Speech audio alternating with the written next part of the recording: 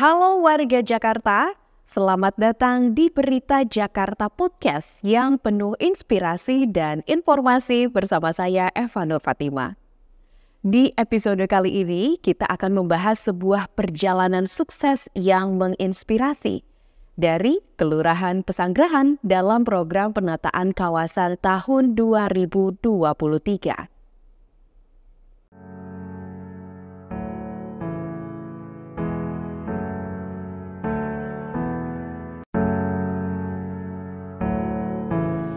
Dalam upaya penataan kawasan, Kelurahan Pesanggerahan ini menghadapi berbagai tantangan dan juga perubahan. Namun dengan kepemimpinan yang kuat dari lurah serta komitmen dari masyarakat, mereka berhasil mengatasi hambatan tersebut. Lalu bagaimana upaya penataan kawasan dan bagaimana juga mereka menghadapi berbagai tantangan dan perubahan di Kelurahan Pesanggerahan? Untuk itu, mari langsung kita tanya saja kepada Pak Lurah Pesanggerahan, yaitu Bapak Jumadi yang sudah hadir di studio. Terima kasih Pak Jumadi sudah hadir. Apa kabar hari ini Pak? Alhamdulillah baik. Sehat ya Pak ya? Oke. Karena emang lagi banyak banget nih kayaknya ya kegiatan di Kelurahan Pesanggerahan, apalagi menghadapi 17-an Agustus. Alhamdulillah, luar biasa. Oke deh. Nah, kita pengen ngobrol-ngobrol Pak hari ini tentang apa saja yang dilakukan oleh Kelurahan Pesanggerahan, tentunya bersama warga untuk penataan kawasan, pemberdayaan masyarakat, dan lain sebagainya. Tapi sebelum ke situ, sebetulnya Eva pengen tahu dulu di Pesanggerahan ini ada berapa RW dan berapa RT ya, Pak? RW ada 8 dan RT ada 85. Oke, cukup banyak ya Pak. Lumayan. 85 RT dan juga ada 8 RW. Yang pastinya ini membantu program-programnya Pak Jumadi juga di kelurahan ya. Ya. Oke. Nah, letak dari Kelurahan Pesanggerahan ini adanya di mana? Di Pak Pojokan Jumadi? Jakarta Selatan. Tepatnya. Pojokan Jakarta Selatan. Artinya sudah berbatasan dengan provinsi lain juga Provinsi ya. lain. Sebetulnya, wah menarik nih. Jadi aku pengen tahu juga karakter dari orang-orang yang ada di Kelurahan Pesanggerahan ini kayak gimana sih? Karena kalau titik terluar biasanya juga campur-campur gitu ya. Apakah masih ada Betawinya atau justru udah pada nggak ada Betawi atau gimana di Kelurahan Pesanggerahan ini Pak Jumadi? Ya, terima kasih Mbak. Jadi mungkin saya coba gambarkan lewat kondisi umumnya ya. Jadi kondisi umum memang Kelurahan Pesanggerahan itu batas baratnya langsung bersebelahan dengan Pondok Betung nih. Oke. Dia nih Kabupaten Tangerang Selatan, kota Tangerang Selatan. Jadi memang kalau bicara tentang karakteristik warga masyarakat, ya pastinya perbauran antara kota Tangerang Selatan dengan Jakarta Selatan khususnya Pesanggerahan. Karena memang dulunya ini di sebelum tahun 75 ke bawah ya, 74, 73. Itu Kelurahan Pesanggerahan bagian mereka. Oke. Iya, pas ada pemekaran wilayah di tahun 75 itu baru wilayah Kelurahan Pesanggerahan itu masuk DKI Jakarta. Jadi terkait karakteristik masyarakat, tentu karakteristik masyarakat mereka juga ke bawah otomatis karena kan dipotong wilayahnya. Dan juga kalau dibilang karakteristik yang lebih dalam lagi terkait kebetawiannya, mungkin orang-orang asli Betawinya itu masih sekitar 45-50% lah. Masih cukup banyak. Ya, Pak Jumadi. jadi dengan gaya saya yang memang juga notabene-nya orang Betawi ya, asal dari Betawi ya, untuk mendekati masuk kepada mereka itu cenderung lebih enak gitu, lebih enak dengan gaya yang sama gitu. Jadi kalau ibarat sebuah persenyawaan, karena kita senyawa sama-sama Betawi, kita ngomongnya lebih enak gitu. Lebih masuk gitu ya. Masuk. Dan juga mereka ngemahamin atau memahami dari apa yang kita sampaikan itu juga enak gitu. Jadi program apa nih begini dengan gaya kita, dengan bahasa yang memang mereka bisa terima, ya kita masukin gampang. Waduh, jadi emang Pak Jumadi ini asli Betawi gitu ya? Saya asli ya, putra Asli Betawi. Betawi. Saya asal Betawi, saya itu Jakarta Timur, di Kelurahan Cipayung, ya, Kecamatan Cipayung. Jadi memang ya putra Betawi ya, putra Betawi benar-benar asli Betawi. Makanya ya gaya bahasa saya juga ya kayak begini gitu. Tidak seperti orang-orang yang punya intelektual tinggi lah gitu. Saya bahasa-bahasa yang biasa dipakai oleh pergaulan-pergaulan di Kebetawian aja. Oke, siap. Waduh, anak daerah asli Betawi sekarang mimpin daerah Betawi juga. Luar biasa, keren banget. Dan hijrahnya tadi dari Cipayung kagak jauh-jauh gitu ya? Ya, saya jadi ikut Betawi juga. Oke deh. Nah, denger-denger nih Pak Jumadi, kemarin ini katanya Pesanggerahan dapat penghargaan terbaik penataan kawasan tahun 2023, betul ya? Alhamdulillah. Boleh diceritain nggak tuh gimana? Oh, jadi Betawi lagi nih. Gimana? Itu kok bisa dapat penghargaan penataan kawasan terbaik di tahun ini? Iya, jadi terkait penataan kawasan yang saya punya waktu itu kawasan Taman Tusuk Sate.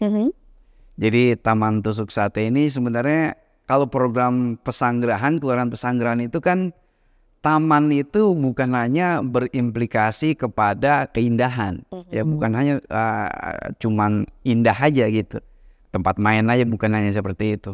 Tapi kami mencoba menciptakan sebuah taman-taman yang memang berimplikasi kepada Kamtibmas, ya. Jadi kita misalkan nih, saya saat penataan kawasan itu digulirkan oleh Pak PJ Gubernur saat itu, saya sudah bikin 6 taman sebelumnya. Ya, jadi bukannya hanya taman satu itu aja, yang memang itu semua rata-rata berimplikasi kepada Kamtibmas. Nah, yang kemarin dapat penghargaan itu dari Pak Gubernur ya terkait penataan kawasan itu di Taman Tusuk Sate itu awalnya dulunya adalah dia sebuah tanah ya, lokasi yang memang tidak terawat. Di situ juga tempat dulu yang namanya anak-anak apa tuh namanya pang ya. Anak-anak pang, ada pedagang juga, anak pang sering nongkrong, ada pedagang kaki lima, dan juga di situ itu ada sebuah rencana isu-isu yang berkembang mau dibangun juga toko-toko atau warung-warung itu, ya warung-warung pedagang atau orang-orang yang nggak bertanggung jawab.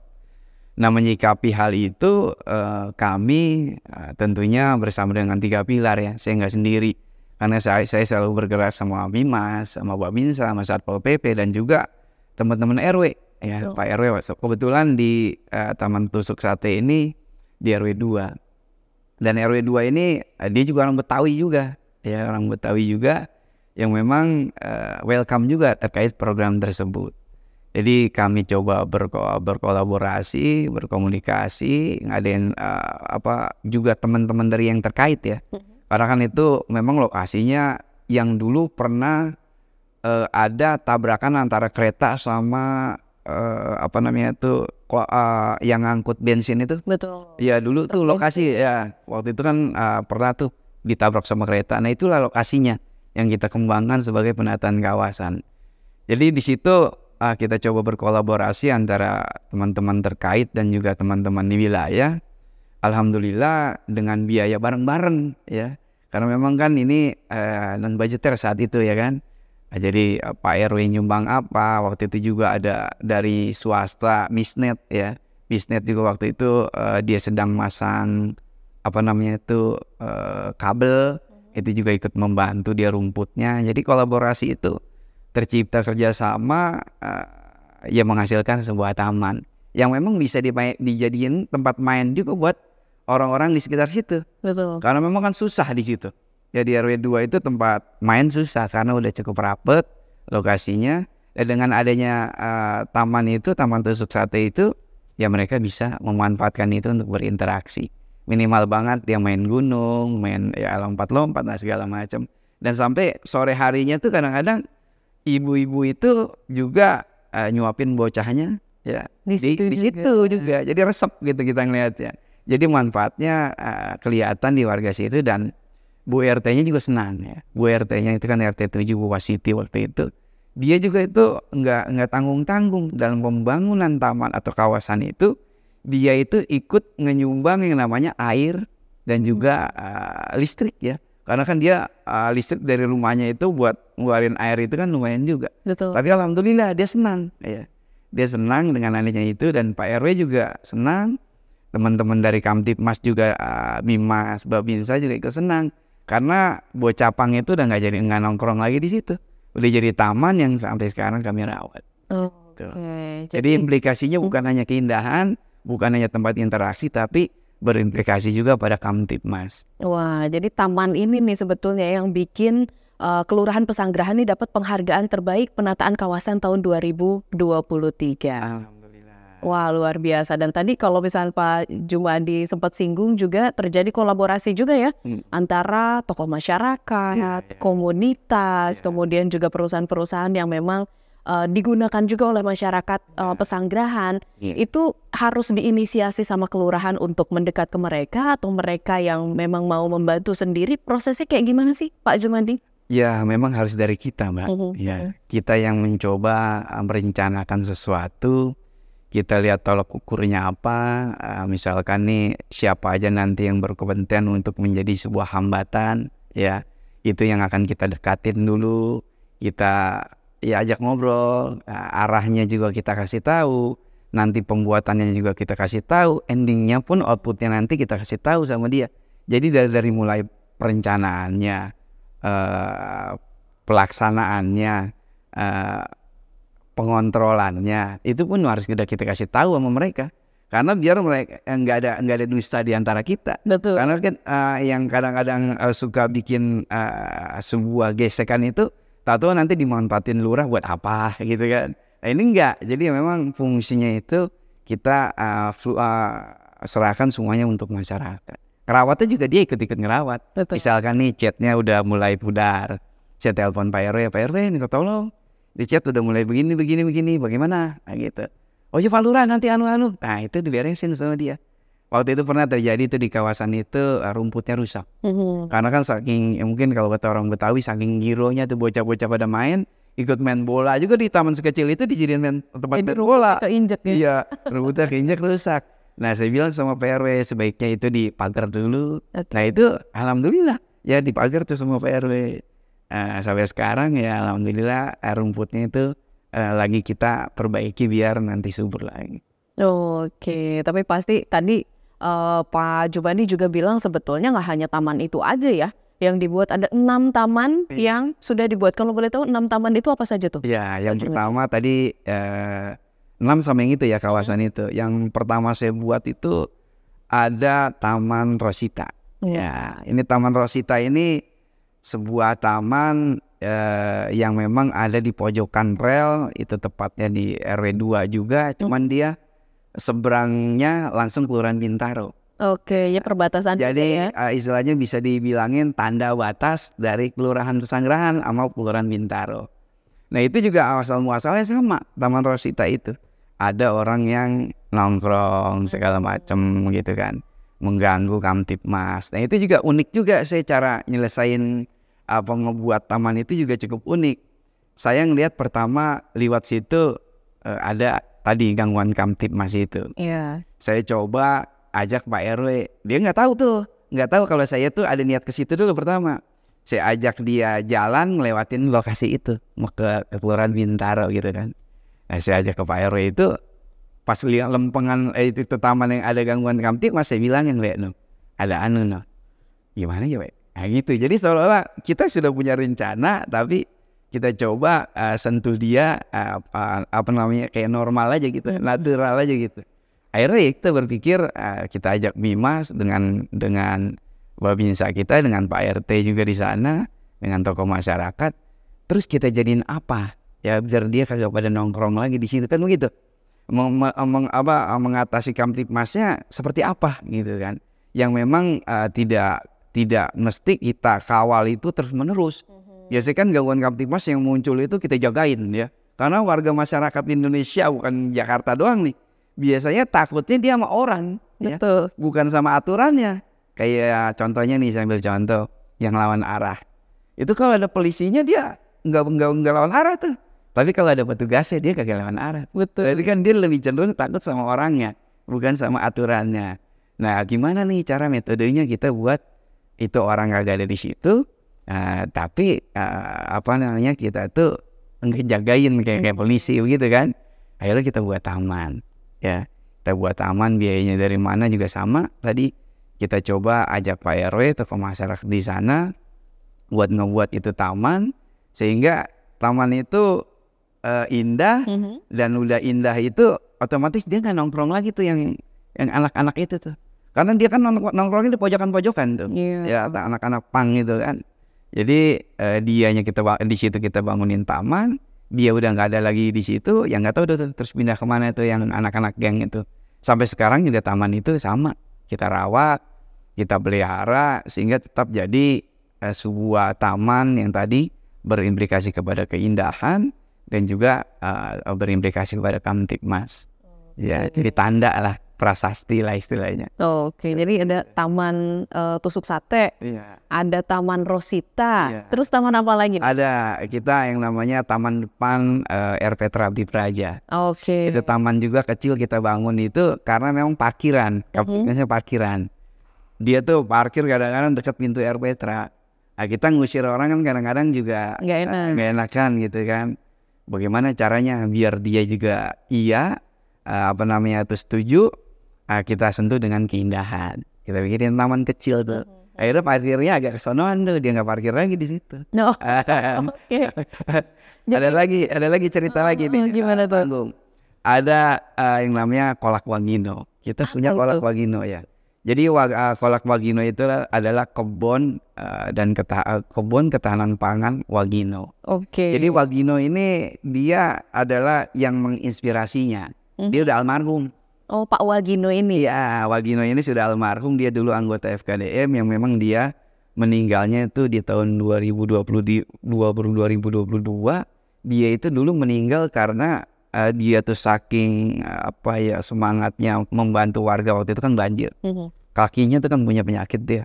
Lalu dia paksakan untuk ke banjir itu, akhirnya terus penyakitnya tuh nggak sembuh hingga dia meninggal.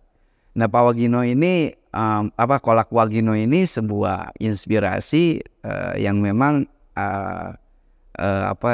hasil dari kita tadi ngopi bareng ya. Oke. Ngopi bareng, kita juga lihat literasi itu sehingga timbul sebuah inspirasi. Ya, inspirasinya kita bentuk apa? Karena awal muasalnya sama. Kamtibmas banyak orang benemenan, pacaran. Ya, pacaran di pinggir-pinggir danau itu yang memang banyak keluhan masyarakat terkait hal itu. Meresahkan. Lah kalau kita kontrol tiap hari itu kan repot. Betul. Ya, keterbatasan Bimas, keterbatasan polisi, keterbatasan Babinsa, keterbatasan juga dari anggota kita. Terus apa gitu kan yang akan kita buat di situ biar itu tuh bisa tertangani, tapi kita nggak ngeluarin biaya yang besar, gitu. Jadi kita buat sebuah taman itu di situ ada buat bercocok tanam, terus ada juga di situ magotnya, tahu kan magot tuh yang lalat itu kan yang bisa juga buat empan segala macam. Nah, ada juga di situ hidroponik, di situ ada juga toga, di situ juga ada sentra bibitnya. Jadi taman itu terus kita berpikir lagi saat itu, terus siapa nanti yang ngurusin kan gitu. Ngurusin kan otomatis butuh biaya. Ya, nggak mungkin ada orang atau warga yang kita pakai di suatu tempat yang seperti itu nantinya dia enggak kita kasih apa-apa gitu. Nggak akan ada yang mau orang seperti itu kan? Iya. Iya. Jadi kita ambil relawan danau, ya, pemberdayaan masyarakat itu kita ambil relawan danau yang memang dia bisa bercocok tanam gitu. Ada salah satu namanya Pak Amsori itu, ya, dia tuh pinter gitu, tangannya adem, ya, dia nanam cabai dia bisa, dia nanam kangkung dia bisa, dia nanam kemangi dia bisa. Dia nanam segala macam dia bisa, tangannya bagus. Jadi hasilnya itu kita nggak ambil. Pertama memang kita modalin buat kangkung, buat bayam, buat lele juga ada di situ ya. Gitu. Lele ada juga, kita modalin itu semua. Sudah jadi seperti itu, hasilnya itu kita kasih dia nanti. Nah, hasilnya itu dia beliin lagi buat dia sendiri. Jadi kita nggak biayain cuma sekali kita kasih modal buat itu, untuk selanjutnya dia itu yang mengelola itu. Dan di situ dikasih penerangan, ya, lampu-lampu. Kan lampu itu mengganggu orang pacaran tuh. Kan dulunya gelap tuh di situ. Nah, itu juga mengusir mereka. Nggak tahu gesernya kemana, kita nggak tahu. Tapi yang penting di lokasi situ terkait orang yang suka pacaran itu atau mengganggu Kamtibmas itu digeser, ya gitu. Jadi ditempatin sama orang Pak Amsori tadi, dia bercocok tanam, dia dapat penghasilan, maksud Kamtipmasnya sampai. Oh. Iya, jadi memang fokusnya Kamtipmas rata-rata kalau taman yang kami buat. Karena memang kolaborasi antara teman-teman polisi ya, Bimas, Babinsa ini selalu ya terkait Kamtipmas. Oke, jadi ini kalau Eva lihat dari tadi Pak Jumadi dan tentunya dengan masyarakat Kelurahan Pesanggerahan pinter banget gitu ya menertibkan masyarakat, menertibkan hal-hal yang tidak tidak seharusnya di tempat itu gitu ya, dengan membuat sebuah keindahan. Iya. Bikin taman, kemudian tamannya dipelihara, dipercantik, sampai ada kolam, ada hidroponik dan lain sebagainya. Orang kan jadinya wah enak juga gitu ya kayak gini, dan pastinya manfaat juga dong ya Pak. Itu tanaman-tanaman bisa dikonsumsi, lolnya ikan Waktu juga. ini Kolak Wagino seru juga Bu. Jadi dia kan punya implikasi ekonomi juga. Oke. Dia juga punya implikasi sosial. Ya. Dia ini dari hasilnya itu waktu COVID kemarin, ini kan saya bikinnya di 2021. Iya. Dan waktu COVID itu hasilnya itu bisa ngebantu orang-orang yang mandiri, itu isolasi mandiri. Yang kena penyakit itu kita bantu dari tanaman-tanaman itu buat mereka bisa ya masak di rumah. Oke. Nah termasuk yang sekarang stunting ya. Pak Wali Kota kan punya Go Tuntas. Ada program Pak Wali Kota Go Tuntas. Saya di Kelurahan Pesanggerahan stunting nggak ada. Tapi saya Kelurahan Pesanggerahan hasil bumi kami sumbangkan kepada kelurahan-kelurahan tetangga untuk pengentasan stunting. Waduh, jadi nggak hanya implikasi membantu sosialnya. warga sendiri, tapi bisa bantu kelurahan sebelah-sebelah gitu ya. Betul, alhamdulillah. Keren banget. Tapi berarti ini kan masyarakat dengan kelurahan, ada masyarakat asli, ada pendatang. Ini seru juga sih ya dengan program-program yang sudah dilakukan. Berarti ada program pelestarian adat dan budaya juga Alhamdulillah. di Kelurahan Pesanggerahan. Boleh diceritain lebih detail? Ya, jadi terkait adat istiadat itu kita ada beksi di RW 2. Nah, itu juga sama ya modelnya. Kita datengin, kita coba bantu mereka untuk mensosialisasikan ya. Karena kan fungsi lurah nggak mungkin, lurah itu kan kagak jago beksi. Lurah taunya cuma misalnya ini bagaimana ini silat ini banyak yang minat buat ikut silat gitu. Tari juga sama tuh kan, tari. Itu juga ya modelnya lurah yang ngobrol ke sana sini ya kan. Di sono ada silat kita di RW 2. Ada kagak kira-kira yang minat Karang Taruna, apakah remaja-remaja ataukah mungkin anak-anak SMP, anak-anak ya itu begitu dah. Jadi fungsi saya itu memang ya promosi kali ya. Lurah mempromosikan itu kegiatan sehingga itu lestari dan juga mengawal itu. Ya kan mungkin saja dia ada misalkan lomba di mana ya dia ikut turnamen atau lomba silat. Itu kan kita juga harus bantu dia buat minimal buat kita pinjemin mobil kuda buat transportasi ke sana. Betul. Kalau kita ada rezeki ya kita coba kasih dia tuh ya minum gitu. Ya untuk selanjutnya kan lomba nanti semuanya itu buat mereka. Termasuk tari juga sama. Difasilitasi begitu ya? Iya, kita memfasilitasi mereka. Jadi kalau latihan boleh di kelurahan, boleh di taman. Bahkan sekarang saya tawarkan di Arpetra. Oh gitu. Ya di Arpetra kita kan punya 2 Arpetra itu ada Abdi Praja dan juga Puspita. Saya coba tawarkan mereka kalau memang pengen lebih lega gitu kan, lebih lega, Arpetra lega, ada lapangannya, ada dekat sama tempat-tempat dagang kan gitu. Ayo kalau mau gitu. Tapi dia lebih sekarang cenderung masih di RW 02. Oh, oke, jadi aktif juga ya RW 02 ini ya. Iya. Tadi bikin taman tusuk sate. Emang ketua LMK juga adanya di situ. Oh gitu. Ketua LMK, ketua FKDM adanya di RW 02. Kebetulan sih. Ya kebetulan ada di dia. Oke. Cuma kalau RW dia nggak punya. Oh. Adanya di RW 1. Di RW 1. Iya. Keren banget. Tadi Kolak Magina juga adanya di RW 1. Wah, ini kebayang ya gimana guyupnya warga sana gitu ya. Tapi pastinya juga nggak semuanya ngikut sama program-programnya Pak Jumaidi dan juga teman-teman lain gitu ya. Pengen tahu sebetulnya Anda sempet nggak sih ada cerita-cerita, ini Pak Jumaidi jadi lurah kok bikin taman banyak-banyak, kita mesti bantu-bantu juga. Ada yang kayak gitunya nggak sih? Atau seluruh warga itu partisipasinya aktif, mereka juga seneng nanam-nanam apa segala macam, atau gimana Pak Jumaidi? Ya itu dia tadi, tergantung masuknya kita. Karena kita masuk dengan gaya yang kayak begini nih, gaya-gaya orang-orang kampungan ya. Kalau saya kan nggak gaya-gaya orang kampungan, yang mungkin ya bisa dibilang bahasa ambragan-ambragan lah ya, yang biasa dibawa di pergaulan gitu. Saya masuk ke RW-nya itu sampai tuntas. Sampai tuntas, nanti lu begini nih kewajiban lu. Kewajiban lu begini. Nanti RT lu nanti begini nih, gue begini. Jadi nanti impas. Jadi antara yang mereka lakukan dengan kita lakukan itu imbang. Nah, kemengertian masuknya kita ke program itu, ke mereka, itu menentukan nantinya timbul itu atau enggak. Betul. Ya, karena kita kan take and give ya. Kita memberi apa, nanti kita juga dapat apa. Pak RW ya nanti kalau begini-begini, pokoknya ya begini dah. Itu kita jadikan sebuah komunikasi itu sebuah jalur yang memang bisa dipahami sama mereka dan mereka nggak mengeluh gitu. Jadi nggak ngonde ya, kalau kata orang tuh kan jangan sampai ngonde. Jadi dia ngomong di depan kita nih pas rapat ya oke baik. Nggak taunya tadi belakangnya gerendam ya kan, atau tuh gerendam istilahnya. Kita memang selalu cegah begitu.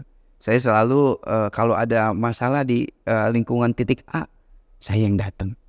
Karena saya menyiapkan waktu untuk hal seperti itu. Biar apa? Biar nantinya nggak ada pemahaman yang ambigu. Betul. Ya terkait program ini, wah lurah nih begini nih. Saya datang.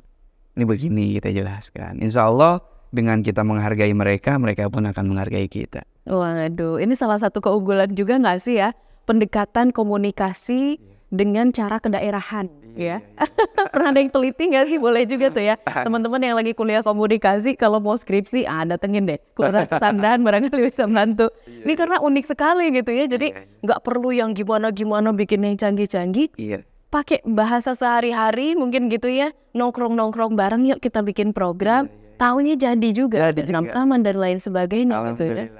Nah, keren banget. Tapi pas ngejalanin program-program itu tuh ada hambatan atau tantangan khusus nggak sih yang memang waktu itu nggak pernah lupa deh sampai sekarang gitu ya dalam menyelesaikan program itu? Ya waktu ya Mbak. Kalau saya tantangan waktu.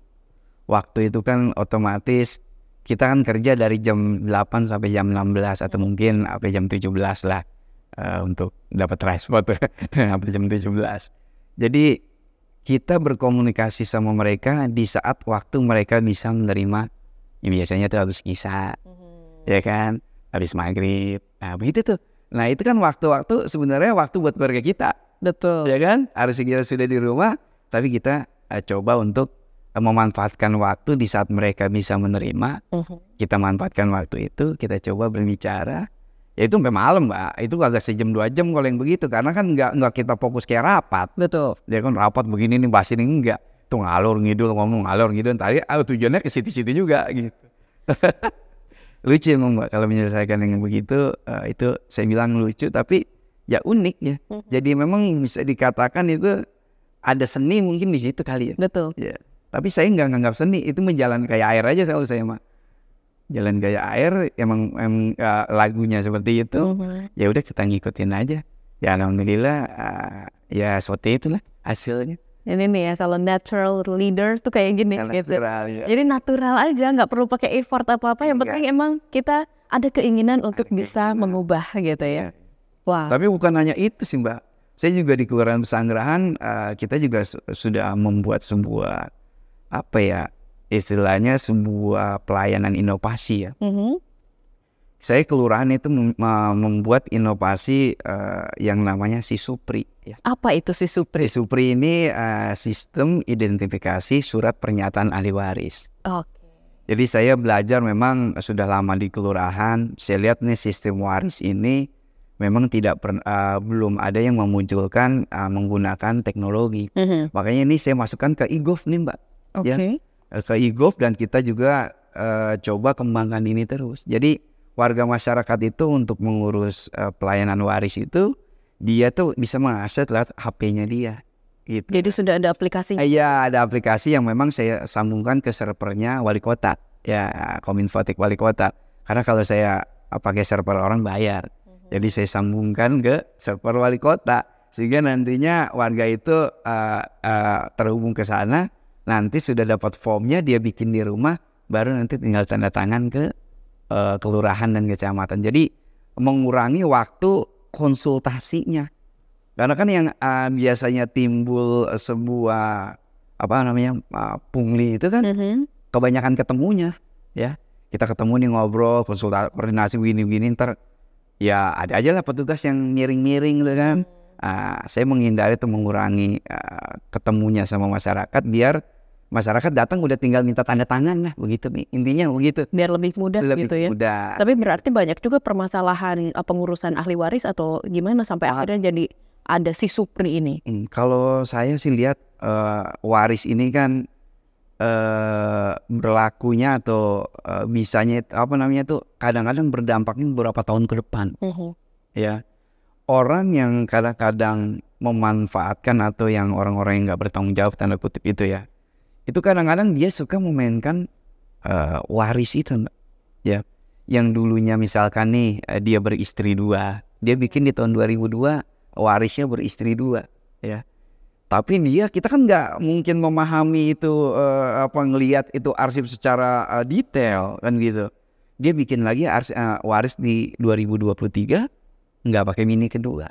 Kemungkinan, Mbak. Makanya saya kunci di aplikasi tersebut menggunakan akte kematian. Karena akte kematian ini pasti cuma satu, ya. Kalau emaknya meninggal pasti pakai akte kematian nomornya menatu. Dia nggak mungkin lagi nanti dia pakai di 2023 pakai nomor akte kematian itu lagi. Jadi terkunci dengan akte kematian.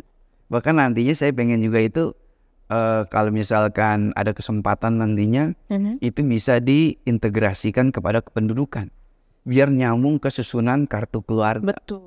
Jadi semuanya terkunci gitu loh. Jadi ada dua jaga-jagaan kalau kata saya. Satu di akte kematian, 2 di kartu keluarga. Jadi memungkinkan sekali lurah itu nantinya bisa mengontrol itu. Dan dia tanda tangan nggak khawatir. Karena tanda tangan waris ini bisa aja berdampaknya 3 tahun ke depan. Betul. Ya di saat di sana nanti tau-taunya lurah sudah bikin begini, di sana bikinnya gimana, di tahun yang akan datang itu masalah lagi. Dan masalah waris lurah dipanggil-panggil juga sama pengadilan. Oh gitu ya. Ribet juga. Jadi meminimalisir masalah itu gitu ya daripada mesti datang. Saya juga menjaga jangan sampai nanti lurah-lurah setelah saya itu dia minim administrasi itu. Jadi dia bisa memanfaatkan itu sehingga dalam mengurus waris itu lebih gampang lah. Betul. Biar saya aja yang ngadepin itu semua, nanti dia tinggal menikmati. Waduh, keren-keren ya. Jadi ada si Supri ini aplikasinya bisa digunakan, bisa di-download gitu ya di App Store dan juga Play Store juga. Wah, keren banget. Nah, banyak sekali program yang dijalankan pastinya dari awal dilantik begitu ya dari Januari tahun 2020. Sudah adakah perubahan atau bisa kita bilang dampak positif yang dirasakan sama warga atas kehadiran Pak Jumadi dan juga teman-teman ASN pastinya dan juga pergerakan dari mereka sendiri gitu ya oleh masyarakat, Pak Jumadi? Ya, jadi kalau saya lihat dari sejarah berarti ini ya, track record ya dari tahun 2000 sampai dengan sekarang. Jadi saya melihat Kelurahan Pesanggerahan ini kemarin mendapat penghargaan seperti itu. Mungkin yang pertama karena takdir kali ya. Ya takdir apa karena Allah tuh kasihan tuh sama lurahnya. Atau mungkin karena Allah tuh ngelihat usahanya tuh lurah. Kan kita nggak tahu. Ya makanya saya bilang itu takdir. Bisa karena Allah kasihan. Bisa karena memang usahanya yang dilakukan oleh bukan lurah sih ya. Saya nggak nganggap ini semua usaha bukannya usaha lurah. Tapi ini saya anggap sebagai usaha kelurahan. Karena kelurahan itu kan ada RT, RW, FKDM, LMK segala macam. Jadi ini usaha kelurahan ya. Apakah karena usaha kelurahan? Apakah karena kasihan Allah bersama kelurahan itu? Nah, yang kedua karena memang leluhur daripada Kelurahan Pesanggerahan itu nerapin sesuatu yang memang udah cakep gitu ya. Ya lurah-lurah sebelum saya nih, mungkin lurahnya pada pinter-pinter kali kan, saya nggak tahu. Itu udah menerapkan trap-trap yang memang saya anggap itu baik gitu loh. Nah yang ketiga dari hal itu kenapa ada penghargaan-penghargaan seperti itu? Karena mungkin teman-teman jajaran di kelurahan ini lebih jago dari lurahnya gitu kan? Ya apakah kepala seksinya, apakah bendaharanya, apakah unsur lainnya tuh yang ada di kelurahan nih sumber daya kelurahannya. Mungkin dia lebih jago-jago. Jadi istilahnya siapapun yang ada di situ dia kan bisa hasilnya seperti saya gitu kan. Saya yang bisa karena kebetulan aja saya jadi lurah situ. Sumber dayanya itu cukup baik. Dan yang keempat warga masyarakatnya tuh. RW, RT, LMK, EKDM, tokoh masyarakat, DMI, wah itu semuanya luar biasa ya. Mereka mau banget gitu kerjasama sama kita, mau banget denger apa yang mau kita sampaikan biar itu berjalan gitu. Dasar Wisma, wah PKK luar biasa ya. Ya jadi PKK-nya juga luar biasa, Dasar Wisma luar biasa. Jadi yang 4 itu ya, masyarakatnya memang guyupnya luar biasa. Mungkin kalau kemampuan lurahnya urutan 100 kali gitu. Karena memang saya jalanin doang gitu ya. Jalanin, ngikutin itu semua, mencoba menjadikan sebuah kekuatan, memanfaatkan sebuah kekuatan untuk mengatasi sebuah hambatan-hambatan, memanfaatkan peluang, ya mengatasi ancaman, yang kayak begitu-begitu aja. Saya mau manage itu aja. Ya jadi hal-hal yang timbul yang didapat Kelurahan Pesanggerahan itu adalah wujud bukan karena lurah, tapi memang warganya itu semua yang mau pada begitu. Lurah tinggal ayo jalan deh Pak. Jadi sebegitunya Kelurahan Pesanggerahan terkait hal-hal itu. Jadi memang guyupnya aja kerjasamanya. Kalau lurahnya mau urutan keberapa gitu. Tapi sama-sama bergandengan tangan aja. untuk kesemuanya, untuk kebaikan semuanya. Waduh, ini luar biasa. Ada satu hal yang sebetulnya tadi Pak Jumadi bilang, leluhurnya Pesanggerahan tuh udah oke. Jadi udah tinggal lanjutin aja gitu ya. Artinya yang baik tetap diteruskan program-programnya gitu ya. Dan mungkin ada program-program tambahan yang juga untuk kebaikan semuanya juga dijalankan. Wow, keren. Nah, Eva pengen tanya ke Pak Jumadi, ada nggak sih pesan inspiratif yang bisa dikasih dari perjalanannya Kelurahan Pesanggerahan bersama di atas kepemimpinannya Pak Jumadi yang bisa dijadikan insight untuk kelurahan-kelurahan lain, tidak hanya di Jakarta, mungkin juga untuk warga lain yang saat ini menonton. Silakan. Simple aja sih Mbak sebenarnya. Kita harus mampu membaca. Itu aja sih. Kita baca situasinya.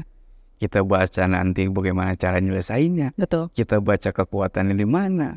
Udah ngebaca itu semua, tinggal dikolaborasiin gitu aja sih Mbak. Makanya saya alhamdulillah sama teman-teman LMK.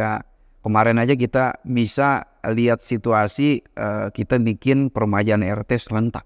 Ini yang paling terakhir kami lakukan kemarin, peremajaan serentak di tanggal 19-20 Juni ya. Serentak semua RW ngadain itu. Dan itu jalan Mbak.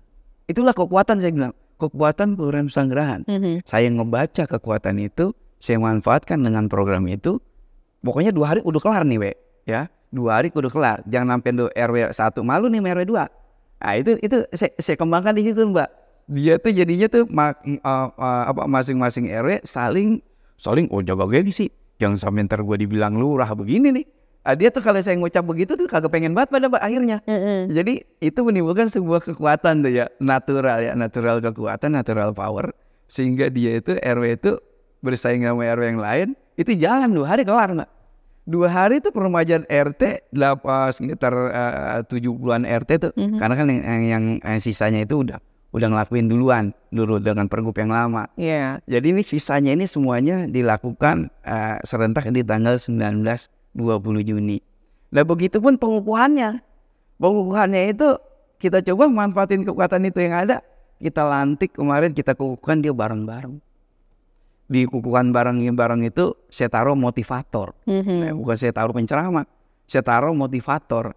Biar tuh RT-RT tersebut termotivasi.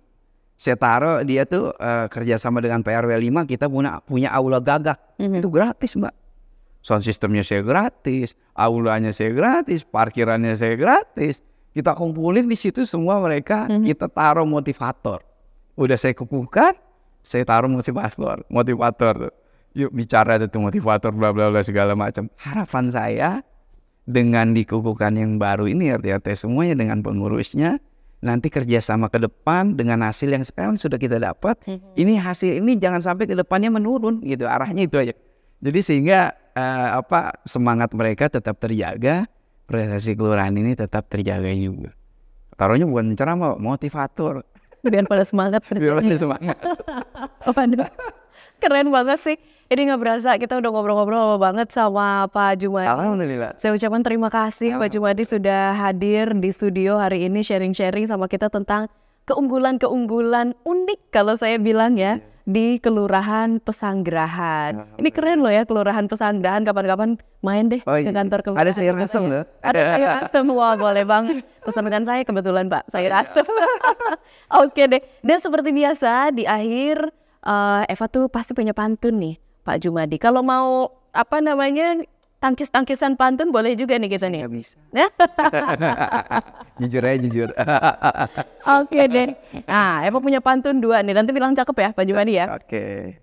Jalan ke kota jangan ngadi-ngadi. Cakep. Apalagi pakai adegan marah-marahan. Cakep. Lurah hebat kita Pak Jumadi. Cakep. Betawi asli memimpin Pesanggerahan. Tangan dong. Satu lagi ya Pak Jumadi ya. Lewat ke kuburan bikin ngeri. Cakep. Apalagi perginya malam buta. Cakep. Kelurahan Pesanggerahan menginspirasi negeri. Pembaharuan dari dalam bukti cinta pada Jakarta. Bungkus. Bungkus ya. Oke deh. Ya, jadi warga Jakarta, Kelurahan Pesanggerahan ini nih jadi bukti nyata juga bahwa ketika seluruh komunitas bersatu dan bergerak bersama, mereka dapat mencapai prestasi yang mengesankan dan pastinya memberikan dampak positif bagi masyarakat. Sekali lagi Eva ucapkan terima kasih kepada Pak Jumadi. Salam untuk teman-teman di kelurahan sana dan juga salam hangat untuk seluruh warganya. Siap. Eva juga ucapkan terima kasih kepada warga Jakarta yang telah menonton dan juga mendengarkan podcast ini. Jangan lupa untuk tetap mendengarkan podcast ini. Kami berikutnya juga akan membawa lebih banyak inspirasi dan informasi yang pastinya bermanfaat. Sampai jumpa di episode selanjutnya dan tetap semangat dalam menciptakan perubahan positif di sekitar kita. Saya Fanur Fatima pamit undur diri. Sampai jumpa kembali. Wassalamualaikum warahmatullahi wabarakatuh.